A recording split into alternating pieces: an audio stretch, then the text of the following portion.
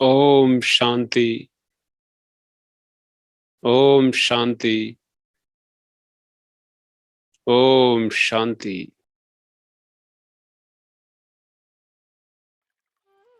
So సమయానుసారముగా situation అనుసారముగా జీవిత అనుసారముగా drama అనుసారముగా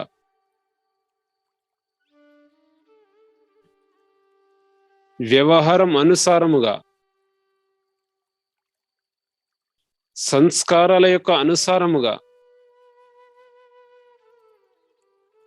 సంబంధ సంపర్కాల యొక్క అనుసారముగా ఎవరైతే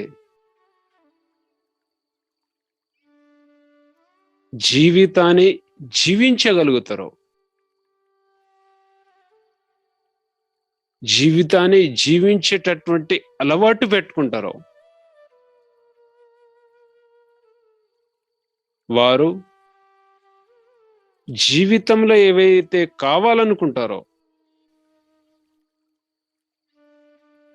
అలాంటి వారికి సఫలత సహజంగా లభిస్తుంది. జీవితంలో, ఈ ప్రపంచంలో ఏదైతే ఉచితంగా ఉందో దానికి విలువ ఎక్కువ ఉంది. निःशुल्क अंटर दानी, निःशुल्क ही मूल्यवान है. इस संसार में जो निःशुल्क है वही मूल्यवान है. ఈ ప్రపంచంలో నిశుల్కమైనది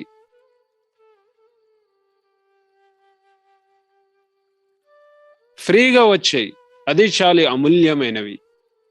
ఇక్కడ మనం చెక్ చేసుకోవాలి, ఫ్రీగా ఏం వస్తాయి, ఖర్చు పెట్టాల్సిన అవసరం లేదు, కానీ చాలా విలువైంది. ఆనందం ఫ్రీ, ఖర్చు లేదు దీంట్లో. శాంతి, ప్రేమ,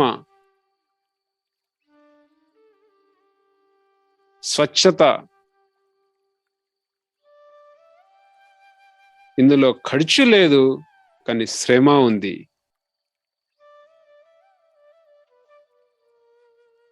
చాలా మంది దీన్ని ఖర్చు చేసి తీసుకుందాం అనుకుంటారు, రావు ఇవి. ఎందుకు?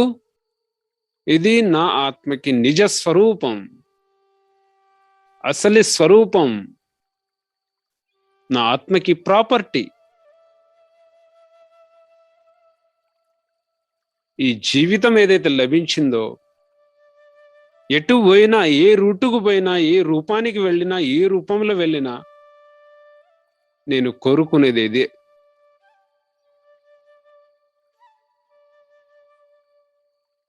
భౌతిక వస్తు సాధనాలు కూడా దీనినే కోరుకుంటాం. సుఖం, శాంతి, ఆనందం, దీనికోసం మనిషి ప్రయత్నం చేస్తూ ఉంటారు. కానీ దీని మధ్యలో అవరోధాలను కలిగించేది, ఆటంకాన్ని కలిగించేది, నష్టాన్ని కలిగించేది, అలజడిని పెంచేది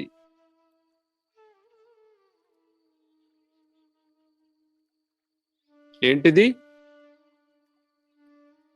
వ్యర్థ ఆలోచనలు, నెగటివ్ ఆలోచనలు. దుఃఖానికి మూల కారణం పాత సంస్కారాలు. అందుకనే బాబా పరమాత్మ తండ్రి మనకి ఈ రాజయోగ విధి ద్వారా, ఆత్మ అభ్యాసం ద్వారా జీవితాన్ని జీవించే కళ నేర్పిస్తున్నారు. ఈరోజు ఎంత చక్కటి బాబా మనకి లెసన్ నేర్పించారు. వ్యవహారంలో ఎలా ఉండాలి, సఫలత ఎలా వస్తుంది. Mould is a real gold. ఆ గోల్డెన్ ఏజ్ లో వెళ్ళడానికి మోల్డ్గా అవ్వాల్సి ఉంటుంది. మోల్డ్గా అవ్వడానికి సమానం యొక్క అవసరం ఉంది. ఈరోజు ప్రపంచంలో అన్ని సాధనాలు ఉన్నాయి, కానీ ఆంతరిక సుఖము గాని, ఆంతరిక శాంతి గాని, సాటిస్ఫై గాని జీవితంతో అయి దొరకట్లేవు. కానీ మనకి ఎంత షార్ట్ కట్ పీరియడ్లో, ఇలాంటి సిచ్యువేషన్లో బాబా మనకి ఇన్ని కోట్ల జనసంఖ్యలో వెనక్కి తీసి విశ్వ పరివర్తన కార్యానికి నిమిత్తం చేశాడు. సో ఎంతటి భాగ్యశాలిలో మనం. అందుకనే స్వయం రోజు మన భాగ్యాన్ని ఉదయమే లేచి చూడాలి. అందుకనే ఈరోజు మనం ఏదైతే టాపిక్ పెట్టారో, వ్యర్థం వల్ల వచ్చే నష్టాలు, సమర్థం వల్ల వచ్చే ప్రాప్తులు. అసలు వ్యర్థం ఏంటిది? దీనికి ముందు తెలుసుకోవాల్సిన అవసరం ఎంతైనా ఉంది. వ్యర్థం అని దేనిని అంటారు? వ్యర్థం జీవితాన్ని ఒక్కొక్కసారి నష్టం చేస్తుంది, సమయాన్ని నష్టం చేస్తుంది, సంకల్పాలని నష్టం చేస్తుంది. ఇందులో మనం ఈ జీవితంలో గ్రహించాలన్నమాట వేటిని వ్యర్థం అంటాం. వ్యర్థం యొక్క ప్రభావం మనస్పటల పైన వచ్చినప్పుడు బుద్ధి యొక్క విజ్డమ్ ఏదైతే ఉందో, నిర్ణయ శక్తి ఏదైతే ఉందో, అది బలహీనంగా అయిపోతుంది. అందుకని మనిషి జీవితంలో ఓడిపోయే ముందు పురుషార్థహీనులుగా ఎప్పుడు అవుతాడంటే స్వయాన్ని ఓడిపోయినప్పుడు. అందుకని మనసులో వచ్చే వ్యర్థం ఏంటిది?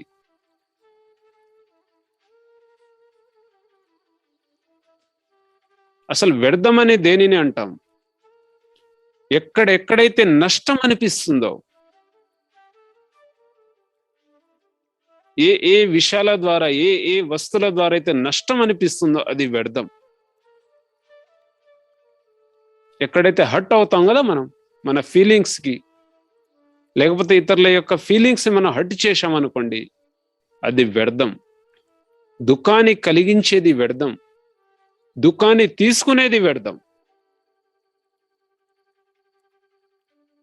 ఫస్ట్ విషయం నష్టాన్ని కలిగించేది, రెండో విషయం దుఃఖాన్ని కలిగించేది, మూడవ విషయం 5 వికారాలు సంబంధించింది: కామ, క్రోధ, లోభ, మోహ, అహంకారం. ఇవన్నీ వ్యర్థం. వ్యర్థం యొక్క మూల ద్వారమే నేను. వ్యర్థానికి ఏదైతే ద్వారం ఓపెన్ అవుతుందో నేను, వ్యర్థానికి మూల సమాధానం కూడా నేనే. నేను దేహంతో ప్రారంభించినప్పుడు వ్యర్థం ప్రారంభమవుతుంది. నేను అనగా ఆత్మతో ప్రారంభించినప్పుడు సమర్థం వస్తుంది. అందుకని ఈ యూనివర్సిటీలో, ఈ ఈశ్వరీయ విశ్వవిద్యాలయంలో ప్రతి ఒక్కరికి నేర్పించే మొదటి పాఠమే ఇది: నేనెవరు.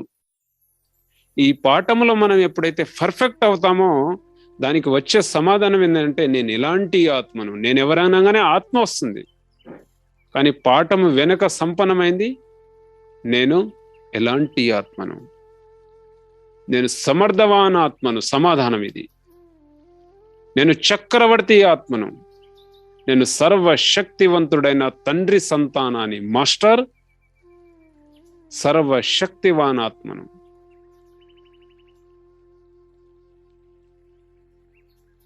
అందుకనే వ్యర్థం ఎవరిలో వస్తుంది? ఎవరి దగ్గరైతే జీవితం యొక్క లక్ష్యం ఉంటుందో, లక్ష్యం ఉండదో, బాధ్యత ఉండదో, కార్యశైలి ప్రతి కార్యం పట్ల, జీవితం పట్ల, అలాంటి వాళ్ళకి వ్యర్థం వస్తుంది. పురుషార్థం పట్ల, జీవితంలో పురుషార్థం పట్ల రుచి ఉండదో, జీవించి సాధించాలనేటువంటి తపన ఉండదో, అలాంటి వాళ్ళకి వ్యర్థం వస్తుంది. అందుకని లక్ష్యము సాధన కంపల్సరీ. అది ఏ క్షేత్రములైనా సరే.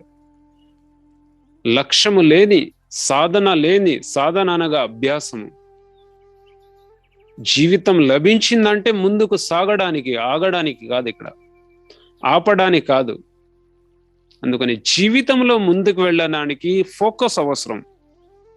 ఆ ఫోకస్ కనుక గమనం ఉంచినట్లయితే మిగతా విషయాలన్నీ మనకు వ్యర్థం అనిపిస్తాయి. మన లక్ష్యాన్ని మనం మహత్వం ఇచ్చినట్లయితే వచ్చే విషయాలు ఏవైతే వస్తాయో అవన్నీ వ్యర్థం అనిపిస్తుంది.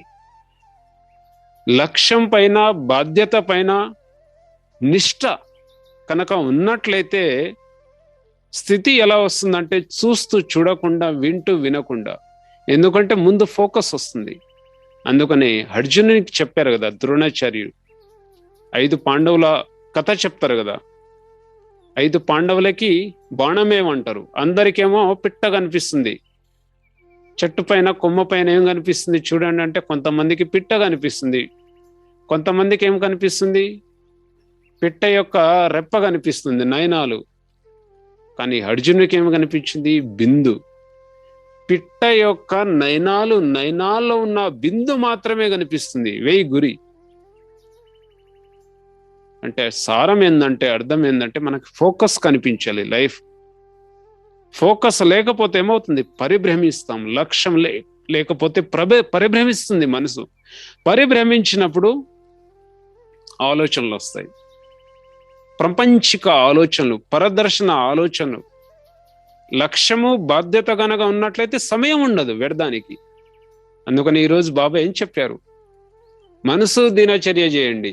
ఎగ్జాంపుల్ ఏమి ఇచ్చారు, విఐపీలు. మనం ఎంత పెద్ద విఐపీలు, సృష్టికి పూర్వజాత్మలం. సృష్టి నిర్మాణంలో మనము నిమగ్నమై ఉన్నాం. మరి ఒక్కొక్క సెకండ్ ఎంత వాల్యుబుల్ మనకి, ఎంత అమూల్యం మనకి. ఈ అమూల్యమైన సమయాన్ని నేను ఈ విధంగా వ్యర్థాన్ని పోగొట్టుకుంటున్నాను. ఖజానాలను ఈ విధంగా నేను వ్యర్థాన్ని పోగొట్టుకున్నాను. అందుకని అవకాశం ఏదైతే ఉందో మనం తీసుకోవాల్సి ఉంటుంది. బాధ్యత అయితే ఏదైతే ఉందో మనము తీసుకోవాల్సి ఉంటుంది. రెస్పాన్సిబిలిటీ ఏదైతే ఉందో మనము తీసుకొని అందులో బిజీ అవ్వవలసి ఉంటుంది. ఎవరో వచ్చి ఎవరో ఇవ్వరు. పురుషార్థం చేయకుండా ప్రాలబ్ధం రాదండి, పురుషార్థం లేకున్నా వట్టిగా రాదండి. ఇలా మనం లక్ష్యం పెట్టాలి. నష్టం ఏంటిది, ఒకవేళ వ్యర్థం ఉంటే ఏమేం నష్టం తెలుసుకోవాలి. వ్యర్థ సంకల్పాలు కనుక ఉంటే ఫస్ట్ నష్టం ఏంటంటే మనసు బలహీనంగా అవుతుంది. వ్యర్థ సంకల్పాల యొక్క ఫోర్స్ ఏదైతే ఉందో నెగిటివ్ కెమికల్ ని వదులుతుంది బ్రెయిన్ మాధ్యమం ద్వారా. బ్రెయిన్ లో ఏదైతే చురుకదనం యొక్క సెల్స్ ఉంటుందో, యాక్టివ్ సెల్స్, బ్రెయిన్ యొక్క సెల్స్ ఈ నెగిటివ్ వ్యర్థ యొక్క ఆలోచనల్ని డౌన్ చేస్తుంది. బుద్ధి, దాని పరిణామం ఏమవుతుందంటే బుద్ధి మందగిస్తుంది, బుద్ధి పని చేయడం ఆగిపోతుంది. అలర్ట్నెస్, అక్యురేట్, ఇంట్రెస్ట్, మగ్నం, లగ్నం ఇవన్నీ తగ్గిపోద్ది. వచ్చే పరిణామం ఏంటంటే నిరాశ, ఉదాసి. మనసు ఎప్పుడెప్పుడైతే బలహీనంగా అవుతుందో అన్ని కోల్పోయాం. జీవితం ఏమనుకున్నాం, జీవితం ఒక సంగ్రహం, యుద్ధం. సిచ్యువేషన్, మాటలు, సమస్యలు, ప్రాబ్లమ్స్, విజ్ఞానాలు, ఇవి యుద్ధం. ఈ యుద్ధంలో కనుక ముందుకు వెళ్ళాలంటే అస్త్రం మరియు శస్త్రం కావాలి. శస్త్రం ఏంటిది, జ్ఞానబలం. అస్త్రం ఏంటిది, మానసిక బలం. ఈ అస్త్రం శస్త్రం ద్వారా అప్పుడు మనం ముందుకు వెళ్ళగలుగుతాం. అందుకని కంపల్సరీగా అనమాట. ఎందుకంటే ఇంకొకటి నష్టం ఏంటిది, మనసు బలహీనంగా అవుతుంది. రెండోది, వ్యాధి శరీరం పైన ప్రభావాన్ని చూపిస్తాయి. మనసు కంట్రోల్లో లేదనుకోండి, బుద్ధి డ్యామేజ్ అవుతుంది. రెండవది, శరీరం పైన ప్రభావాన్ని చూపిస్తాయి. వ్యాధి నిరోధక శక్తి తగ్గిపోతుంది. హ్యూమినిటీ పవర్ అంటారు. హ్యూమినిటీ పవర్ కూడా ఎలా వస్తుంది, విల్ పవర్ ద్వారా వస్తుంది. మనిషి పుష్టిగా ఉండు, లడ్డుగా ఉండు, దడ్డుగా ఉన్నారనుకోండి, మనసు బలహీనంగా ఉందనుకోండి, పని చేయదు. పిరికి వారిగా ఉన్నారనుకోండి, శరీరం బాగా పుష్టిగా ఉన్న మనసు భయంగా ఉంటే ఫెయిల్. శరీరం సన్నగా ఉంది, మనసు స్ట్రాంగ్ ఉంది అనుకోండి, విజయం పొందుతారు. ఎగ్జాంపుల్ చూస్తాం కదా, పెద్ద పెద్ద కొండ పర్వతాలు ఎక్కుతారు చాలా మంది. ఆటలలో, క్రీడలలో మనసు ఉత్సాహం అది ఎప్పుడు వస్తుంది? పాజిటివిటీ ద్వారా.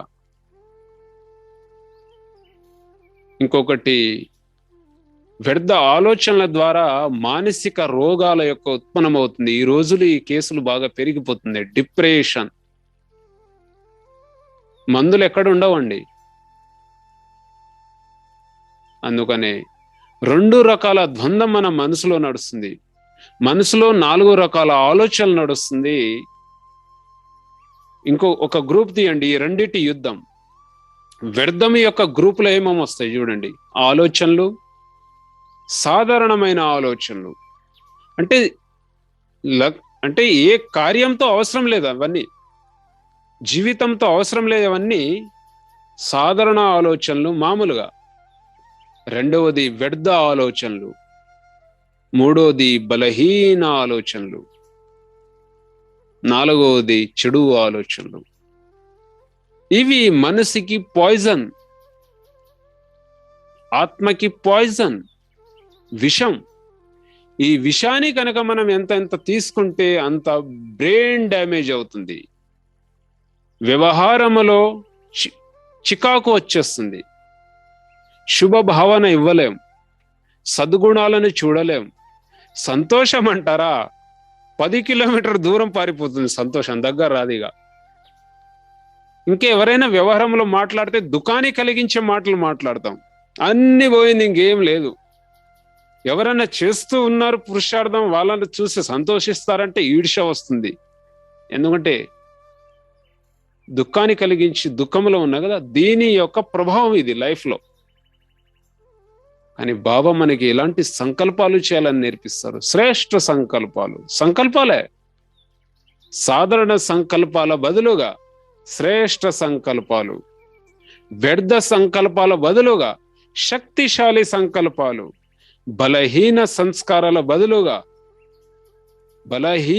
సంకల్పాల బదులుగా సమర్థ సంకల్పం. ప్రతిరోజు బాబాకు మనకు మురళిలో ఏంటిది? భగవంతుని యొక్క మధుర మహావాక్యాలు ఏంటిది? అది సమర్థ సంకల్పాలు, ఆత్మని జాగ్రత్త స్థితి, సశక్తి. ఈ సంకల్పాలు ఉంటే దీని ప్రాప్తి ఏంటిది? సమర్థ సంకల్పాలు. ఇప్పుడు మనం తెలుసుకున్న వ్యర్థ సంకల్పాల వల్ల నష్టం ఏంటిది? అశాంతి ఉంటుంది జీవితంలో, ఎప్పుడు డిస్టర్బెంట్ ఉంటుంది, అలజడి ఉంటుంది. 5 వికారాలకు సంబంధించింది కొట్లాట, గొడవలు, డైవర్స్ కేసులు, సంస్కారాల తగులుబాట్లు. అయితే ఈ సమర్థ సంకల్పాల ప్రాప్తి ఏంటంటే ఆంతరిక సుఖానుభూతి, ఆంతరిక సుఖ అనుభూతి, పరమ శాంతి యొక్క అనుభూతి. ఇప్పుడు మనం కామెంటరీ చేశాం కదా, పరం ధామం, హై లెవెల్ థింకింగ్. అది పరం ధామంలో ఉన్న పరమాత్మ అతడు నా తండ్రి అని స్వీకరించినప్పుడు సమర్థ సంకల్పం. ఈ సంకల్పంలో ప్రపంచం ఎవరు కదిలించలేరు. అందుకని అంటారు కదా, పరమ శక్తి ఉన్న చోట ఈ జగత్తులో ఏ భౌతిక శక్తి, ఏ మనిషి శక్తి నిన్ను కదిలించలేరు. పవర్ ఆఫ్ థాట్ అది. That is power of thought. దృఢ సంకల్పం. చచ్చిపోయిన జీవించిన ఒకరి కోసమనండి ఎవరు కదిలించరు. ప్రకృతి మారిపోతాయి ఈ సంకల్పాల ద్వారా, ఈ వైబ్రేషన్ ద్వారా. అసంభవాలన్నీ సంభవం అయిపోతాయి. శుద్ధ సంకల్పాల ద్వారా వైబ్రేషన్ తయారవుతుంది. శుద్ధన దానినే శ్రేష్ఠ సంకల్పాలు. ఆరోగ్యం కూడా బాగుంటుంది, ఆహ్లాదకరంగా ఉంటుంది. ఈ సంకల్పాల ద్వారా ఆత్మ నిండుతనాన్ని అనుభవం చేస్తుంది. దీనినే అంటాం ఐఎమ్ సాటిస్ఫై. నేను నా జీవితంలో ఆత్మ సంతృప్తిగా ఉన్నాను, నేను నా జీవితంలో సంపన్నంగా ఉన్నాను, పొందాలనుకున్నది పొందేశాను. ఈ సంకల్పాల ప్రాప్తులు అన్నమాట. మరి ఎక్కడి నుంచి లభిస్తాయి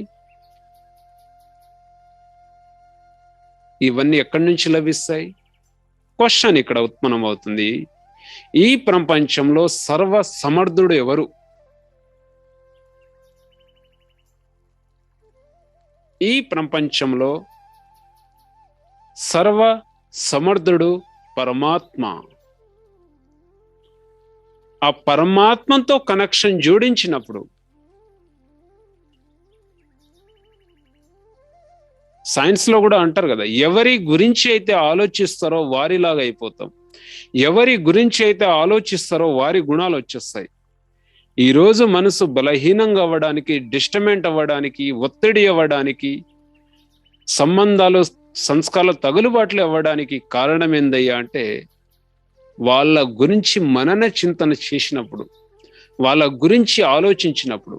అందుకని అంటారు ప్రతి పరిస్థితిలో మంచి ఆలోచించు. ఎందుకంటే గీతలో ఒక మహావాక్యం ఉంది, జరిగేది మంచిది, జరగనున్నది మంచిది, జరగబోయేది మంచిది, చింత ఎందుకు చేస్తున్నావు? ఎప్పుడు అనిపిస్తుంది జరుగుతుంది మంచిది అని? మనసులో శ్రేష్ఠ సంకల్పాలు, దివ్య సంకల్పాలు, దృఢ సంకల్పం యొక్క స్టాకు నిండుగా ఉన్నప్పుడు, స్టాకు బుద్ధిలో ఉన్నప్పుడు, కర్మలో ఎప్పుడైతే మనం కర్మ చేస్తామో ఆ కర్మ ఎంజాయ్మెంట్ గా అనిపిస్తుంది. ఎందుకంటే ఈ లైఫ్ ఏదైతే ఉందో కర్మ యోగి లైఫ్. అందుకని స్వమానం కంపల్సరీ. మన స్వమానాన్ని మనం ఎట్టి పరిస్థితులు పోగొట్టుకోకూడదు. ఈ స్వమానము భగవంతుడు ఇచ్చారు, మనుషులు కాదు. అందుకని మనని మనం మాట్లాడాలి. బాబా అందుకని చెప్తారు, పని పాడైపోయినా పర్వాలేదు చింతించకు, డబ్బు పోయినా పర్వాలేదు చింతించకు, మళ్ళీ కష్టపడి సంపాదించుకోవచ్చు.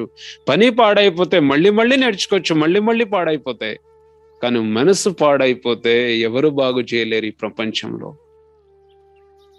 ఈ సంబంధాలు నన్ను బాగా చేయలేరు, ఎందుకంటే దీని మందు లేదు. బాబా కూడా సాక్షి అయిపోతారు. బాబా కూడా ఏం చేస్తారు? చాలా మంది బీకేలో ఈ రోజుల్లో స్ట్రెస్ లో వచ్చేస్తున్నారు, దుఃఖంలో వస్తున్నారు. కుమారి జీవితం గోల్డెన్ ఆపర్చునిటీ ఇది, సంగమయుగం. అలాంటి వాళ్ళు వ్యర్థంలో ఎంత సమయాన్ని పోగొట్టుకుంటున్నాం. అందుకని వ్యర్థాన్ని లో త్యాగం చేయవలసింది ఏముంది? ఏ వస్తువులతో మనం త్యాగం చేయాలి? ఉదాహరణకి ఇప్పుడు సిచ్యువేషన్, ఇంట్లో ఉన్నాం,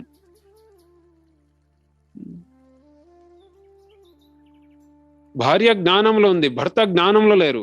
సిచ్యువేషన్ అనుకుందాం, ఇందులో ఎలా సమర్థంగా ఉండాలి? ఉదాహరణకి భర్త తాగుతూ వస్తారు, ఇంట్లో గొడవ చేస్తుంటారు, పిల్లలు మాట వినట్లేరు, కంప్యూటర్లో ఇంటర్నెట్లో మునిగి ఉన్నారు, ఎవరు సరిగా పని చేయట్లేదు. ఆ టైంలో మనని మనం ఎలా సెల్ఫ్ కాన్ఫిడెన్స్తో ఉండాలి? ఆ టైంలో వ్యర్థం నడిపిస్తే, వ్యర్థం నడిపించడం వల్ల వచ్చే లాభమైన ఏమైనా ఉందా అంటే లేదు. అలాంటి సిచ్యువేషన్లో ఏం చేయాలి? మన పిల్లలు మన మాట వినట్లేరు. అలాంటి సిచ్యువేషన్లో శుభ భావన కంపల్సరీగా ఉండాలి. ఓర్పు అవసరం, ధైర్యం అవసరం. దీనికంటే మించింది ఏం చేయలేం కదా. ఎందుకంటే వ్యర్థాన్ని ఉత్పత్తి చేస్తుంది, వికారాన్ని ఉత్పన్నం చేస్తుంది, క్రోధాన్ని ఉత్పన్నం చేస్తుంది. నాలో క్రోధం ఉంటే ఇతరుల ఆత్మలో క్రోధం ఉంది, క్రోధం ద్వారా క్రోధం ఉత్పత్తి అవుతుంది. అలాంటి సమయంలో సాక్షిగా బాబాను ఆహ్వానం చేసి గుడ్ విషెస్ ఇవ్వాలి. ఎవరు ఎలాంటి ఉన్నా ప్రయోగం చేయండి. వంటింట్లో ప్రయోగం చేయండి, వంట ఆరంభించేటప్పుడు ప్రయోగం చేయండి, బాబాను ఆహ్వానం చేయండి. వైబ్రేషన్ తయారవుతుంది. వ్యర్థాన్ని ఆలోచించే బదులు సమర్థం ఆలోచించండి. ఈ విషయంలో బాబా ఏమన్నారు? మోళ్ళవ్వండి కొన్ని విషయాలు, ఆత్మని చూసే అభ్యాసం చేయండి. ఇవన్నీ యుక్తి అన్నమాట. విశేషతను చూసే అభ్యాసం చేయండి, సమర్పణం చేసే అభ్యాసం చేయండి. బాబా వీళ్ళంతా నా వాళ్ళు గారు, నీకు సమర్పణం. కంటికి కనిపించే అన్ని సమర్పణం చేయండి. ఏవైతే కంటికి కనిపిస్తున్నాయో స్వీకరించకండి, ఇది నాది కాదు నీది. కానీ చేసే పొరపాటు ఏంటంటే ఎక్సెప్టేషన్ ఎక్కువ పెట్టుకుంటాం మనం. వీళ్ళలా ఉండాలి, వాళ్ళలా ఉండాలి రాసి పెట్టుకోండి. ఎవరు నాలాగా ఉండరు. ఎవరి పాత్ర వాళ్ళదే. సంకల్పాలు కనుక వ్యర్థం నడుస్తుంటే సంకల్పాలని వ్యర్థం నుంచి ఆపడానికి 2-3 విషయాలు గుర్తుంచుకోవాలి. నిర్మలంగా చేయడానికి, వ్యర్థ సంకల్పాలను నడుస్తున్న వేగాన్ని తగ్గించడానికి భగవాను వాచ ఈ సృష్టి నాటకంలో ఎవరి పాత్ర వాళ్ళదే ఉంది, ఎవరి భాగ్యం వాళ్ళదే ఉంది. ఎవరి పాత్ర ఎవరికీ కలవదు. ఎవరి పాత్రలో వాళ్లే విశిష్టధారులు, ఎవరి పాత్రలో వాళ్ళే హీరో. వాళ్ళ విశిష్టని చూసి మనం రెస్పెక్ట్ ఇవ్వాలి. మన కోరికలు పూర్తి కాలే, నా అనుసారం నడవకపోతే ఏం చేస్తాం? రిజెక్ట్ చేస్తాం. కొన్ని చోట్ల అరుస్తారు.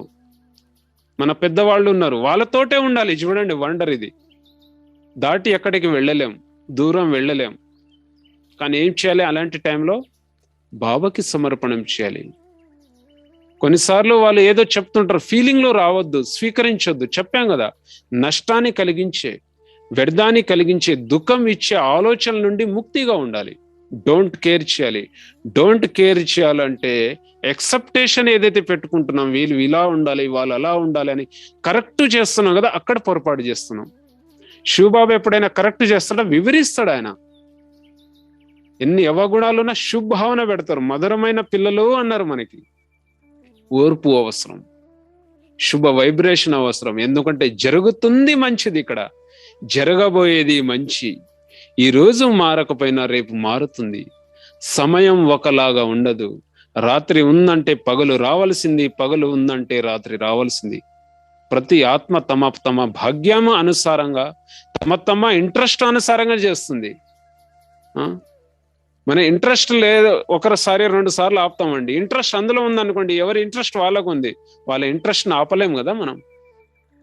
అందుకని నా ఇంట్రెస్ట్ ఏంది? Self transformation. ఇక్కడ ఇలా మనం ఈ జ్ఞానం యొక్క నిగూఢ రహస్యాలు వెళ్ళి, జ్ఞానం యొక్క గుహ్యతలు వెళ్ళి, బాబా ఏం చెప్తున్నారని ఏకాంతంలో కూర్చొని చూసినప్పుడు, ఇలా మనం చింతన చేసినప్పుడు ఎవరి మూమెంట్ మనకి ప్రాప్తి అనుభవం అవుతుంది. ఖాళీతనం అనుభవం కాదు. పబ్లిక్ లో ఉన్నా, వ్యవహారంలో ఉన్నా మోల్డ్ అయిపోతాం. ఎందుకంటే ఆత్మని చూసే అభ్యాసం, ఆత్మగయ్యే అభ్యాసం మోల్డ్ చేస్తుంది. ఈ జ్ఞానము ద్వారా, ఇలా చింతన ద్వారా జీవితాన్ని జీవించే కళ వచ్చేస్తుంది. సమయం, సందర్భం, క్యాచింగ్ పవర్. ఎందుకంటే ఈ శ్రేష్ఠ సంకల్పాల ద్వారా ఏకాగ్రత శక్తి పెరుగుతుంది. ఏ కార్యంలో అయితే ఏకాగ్రత ఉంటుందో అందులో సఫలత రావడం చాలా ఈజీ. అందుకనే కంపల్సరీగా అన్నమాట ప్రతిరోజు మురళి అటెండ్ చేసి బాబాతో మాట్లాడడం. మన చేతిలో ఏదైతే కంట్రోల్ లేదో, మన కంట్రోల్ లేని దానికి వదిలేండి. కానీ మనం ఎప్పుడెప్పుడైతే కంట్రోల్లో లేని దాన్ని పట్టుకోవడం ప్రారంభిస్తామో అది దుఃఖానికి మూల కారణం. అందుకని రోజు ఈ ప్రయత్నం చేద్దాము. సమర్థవాన్ అంటే ఇప్పుడు నెక్స్ట్ మనకి జనవరి మాసం వస్తుంది. బ్రహ్మబాబా అవ్యక్తమైన రోజులు. ఏ విషయాలైతే మనం మాట్లాడుకున్నామో ప్రాక్టికల్ గా బ్రహ్మబాబా లైఫ్ లో ఉన్నాయి ఇవన్నీ. ఓర్పు, సహనం. ఎంత పెద్ద విఘ్నం వచ్చిందండి యజ్ఞ స్టార్టింగ్ లో. కానీ బాబా పవిత్రత విషయాల్లో ఒకటే స్థిరత్వం, బుద్ధి బాబా వైపు, ఫోకస్ బాబా వైపు. ప్రపంచం కదిలించిన బాబా కదలలే, అంగద్ సమాన్ అంటాడు. సో అలా బ్రహ్మబాబా అడుగులు వేసి మనం కూడా ముందుకు వెళ్దామని దృఢ సంకల్పం చేయండి, లక్ష్యం పెట్టండి. అప్పుడే వ్యర్థం సమాప్తం అవుతుంది. ఇది ఈ రోజు అన్నమాట. స్పెషల్ గా సమర్థము, వ్యర్థం వల్ల వచ్చే నష్టాలు, సమర్థం వల్ల వచ్చే ప్రాప్తి.